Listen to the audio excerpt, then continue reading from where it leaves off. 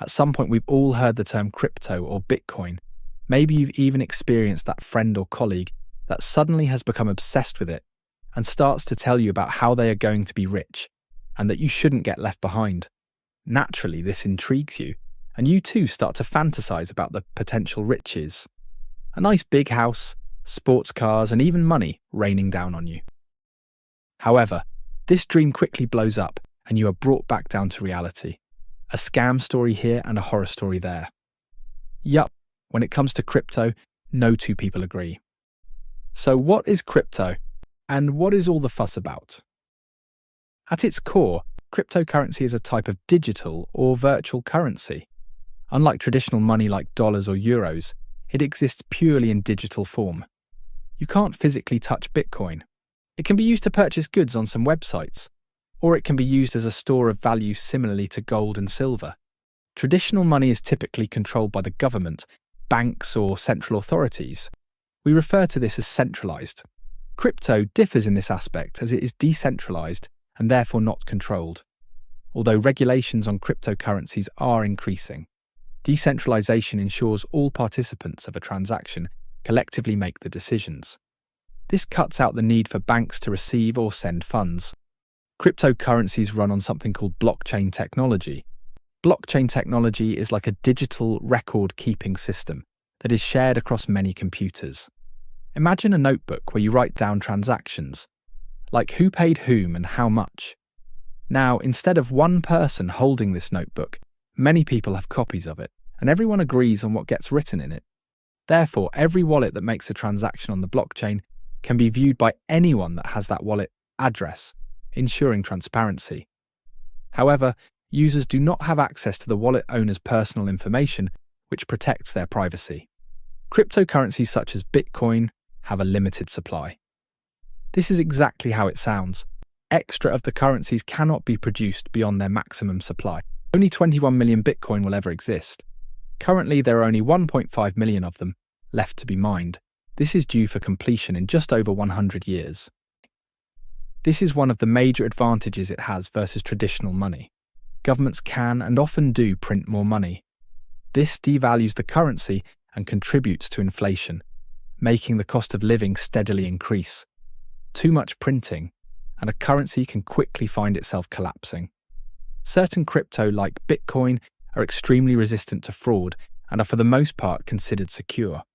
This is thanks to the cryptography encryption and the mining process used. What exactly do we mean by mining? When it comes to natural resources like gold and copper, we mine them using tools and physical strength. But when it comes to mining certain cryptocurrencies, we must digitally mine them using hardware and electricity. Mining Bitcoin, for example, requires a miner's computer to solve incredibly difficult mathematical problems.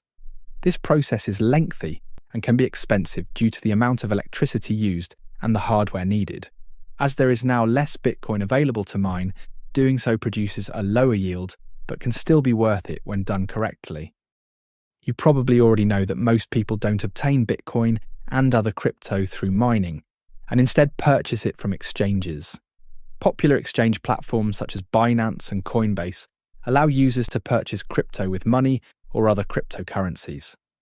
This is a relatively straightforward process, and even provides you with your own unique wallet address to store it in. When storing your crypto, you have two options. You can store them in a hot wallet or in a cold wallet. No, we don't mean a wallet that has been placed over a fire or a wallet that has been stored in the fridge. Simply speaking, hot wallets refers to wallets kept on the internet, and cold wallets are ones kept offline, usually on a hard drive. Hot wallets are quicker to access and trade with, but come with the small risk of being compromised via hacks. Cold wallets cannot be hacked, but have the risk of being lost or broken. All of these risks can lead to loss of funds, so most larger holders opt for a combination of wallets. Now that we've got an understanding of what crypto is and how it works, we can explore the history of crypto and how it has developed to be the financial powerhouse it is today.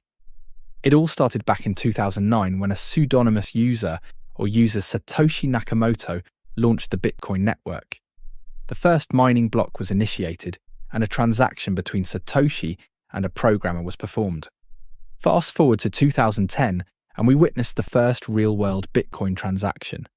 A programmer paid 10,000 Bitcoin for 2 pizzas. In today's Bitcoin price, that programmer paid over $1 billion for 2 pizzas. I certainly hope he enjoyed them. 1 year later, in 2011, a second crypto was launched, Namecoin. This was followed by Litecoin, sparking the start of altcoins changing crypto forever. As the crypto space was exploding with new coins, a site named Silk Road had launched on the dark web. The dark web is a part of the internet which is not indexed by search engines such as Google. Instead, it runs on something called the Tor network. This makes its content unfiltered and allows its users to remain mainly anonymous. As you can imagine, this creates an environment infested with illegal activity. Silk Road launched on the dark web in 2011 and was commonly referred to as the eBay for illegal activity. Users could purchase weapons and drugs using Bitcoin as payment. The combination of Bitcoin and the dark web made it extremely difficult for law enforcement to catch perpetrators. As word spread about the illegal activity some users participated in with Bitcoin, it caused crypto to get a bad rap. Bitcoin is harming our children. Please ban Bitcoin. It's only used by criminals. It was seen as a currency used purely for criminal activity. Of course, this was frustrating to many who knew the true benefits and utility of Bitcoin. Bitcoin hit its first huge milestone in 2013, a market cap of $1 billion. A market cap is simply the total value of all of the coins in question, if sold at the price per coin it is at. For example, if there are 10 Bitcoin which are worth $100 each, then the market cap would be $1,000. The success of Bitcoin was short-lived, as by the end of 2013, China had banned the use of crypto, causing a crash of over 80%. After a few years of more altcoins being released, Bitcoin surpasses the value of gold at $1,300 per Bitcoin at the start of 2017. By the end of 2017, the value per Bitcoin had hit a whopping $20,000, ultimately sparking a global crypto frenzy. However, after another crash, Bitcoin dropped 80% again by the end of the following year. The last 7 years showed us highs and lows. The crypto market crashed over 50% in a single day during the pandemic lockdown before quickly recovering. We also saw Bitcoin get purchased by corporate giants such as Tesla and MicroStrategy. And finally, in January 2025, Bitcoin hit its all-time high of $109,000 per Bitcoin. With governments around the world discussing the potential benefits of cryptocurrencies, only time will tell what the future holds. As we've already discussed, Bitcoin isn't the only cryptocurrency. Millions of different coins now exist. Some of them have a real-life utility, but a lot of them are unfortunately non-useful coins. Some of these coins are known as meme coins. Take a funny idea or meme and add it to a newly created coin, and you have a meme coin. Few of these meme coins gain traction, but when they do, they seem to explode in value. Donald Trump's own meme coin is an example of this after its value skyrocketed billions of dollars in a single day. Meme coins can also be the home of scammers.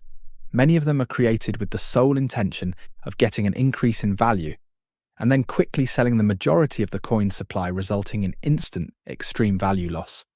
Crypto markets in general are volatile. They can go up, but they can also go down.